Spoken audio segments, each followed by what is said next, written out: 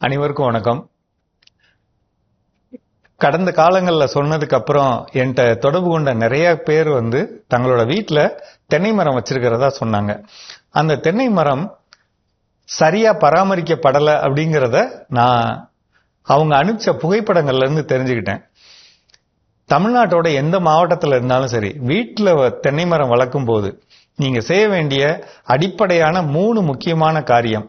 1, நம்ம பாசனம் பண்ற தண்ணி செடியை தொடக்கூடாது. மரத்திலிருந்து அது நேற்று வச்சதோ அல்லது 10 வருடமான மரமோ, மரத்திலிருந்து குறைந்தபட்சம் 2 அல்லது 2.5 அடி தள்ளி தான் வட்டம் போடணும். அந்த வட்டத்துல தான் தண்ணி கொடுக்கணும். இது முதல் காரியம். 2வது காரியம், ஒவ்வொரு மரத்துக்கும் வருஷத்துக்கு 3 தடவை குறைஞ்சபட்சமோ 5 தடவையும் நான் சொல்ற இந்த பொருள்களை வைக்கணும். குறைந்தபட்சம் ஒரு மரத்துக்கு 20 கிலோ மக்குன தொழு உரம் வைக்கலாம்.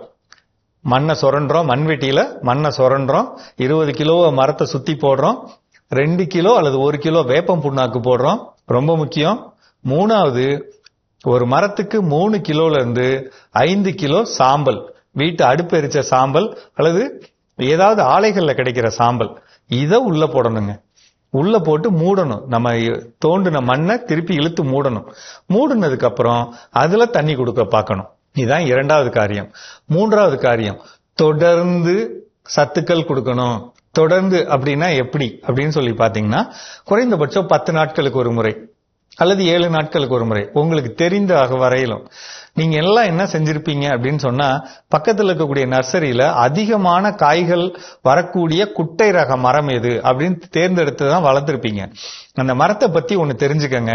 அந்த மரம் அதிகமான காய் கொடுக்கணுங்கிறதா அதோடைய ஒரே ஒரு இயல்பே தவிர நோய் எதிர்ப்பு தன்மையோ பூச்சி எதிர்க்கிற தன்மையோ அதுக்கு கிடையாது. அப்ப அதுக்கு அதை நீங்க தான் பாத்துக்கணும். சரிங்களா? அந்த மரங்கள் எப்ப அதிகமான காய்கள் தரும், குறும்ப உதிராம இருக்கும், பூக்கள் நிக்கும் அப்படின்னு சொன்னா அதிகமான சத்துக்களை கொடுக்கணும். நான் திருப்பி சொல்றேங்க, பிராய்லர் கோழி மாதிரி குறுகிய நாள்ல அது பெருசாகணும்னா எவ்வளவு சத்துக்கள் கொடுக்கறாங்களோ அது மாதிரிதான் அந்த மரம் நிறைய இடுபொருள்கள் கொடுக்கறப்பதான் நிறைய வரும். அப்ப நீங்க கையில என்ன வச்சுக்கணும்? மீன் அமிலம் ஒரு 30 லிட்டர் எப்படியா தயார் பண்ணி வச்சுக்கணும். ஒரு மரத்துக்கு ஒரு வாரத்துக்கு குறைஞ்சபட்சம் 50 மில்லி 100 மில்லி வரலும் கொடுக்கலாம். நீங்க எவ்வளவு கொடுக்கணுமோ கொடுக்கலாம். அதே மாதிரி ஜீவாமிர்தம் கொடுக்கணும், நிறைய கொடுக்கலாம்.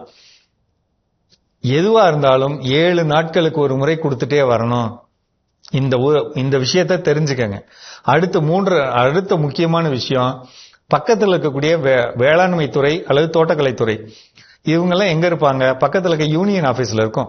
அங்க போய் கேட்டீங்கன்னா ட்ரைகோடர்மா விரிடி, இன்னொன்னு பாத்தீங்கன்னா சூடோமோனாஸ் அப்படிங்கிற 2 பூஞ்சை கொல்லி இருக்கும். அது வாங்கிட்டு வாங்க. மாசம் ஒரு தடவை பவுடரா இருந்ததுன்னா ஒரு மரத்துக்கு 100 கிராம் தண்ணியில கலந்து மரத்தை சுத்தி ஊத்தி விடலாம். திரவமா இருக்கா 50 மில்லி தண்ணியில கலந்து ஊத்தி விட்டுறலாம். மாதம் இதை ஊத்தணுங்க. இதை ஊத்தும் போது எந்த நோய் இல்லாம இருக்கும்.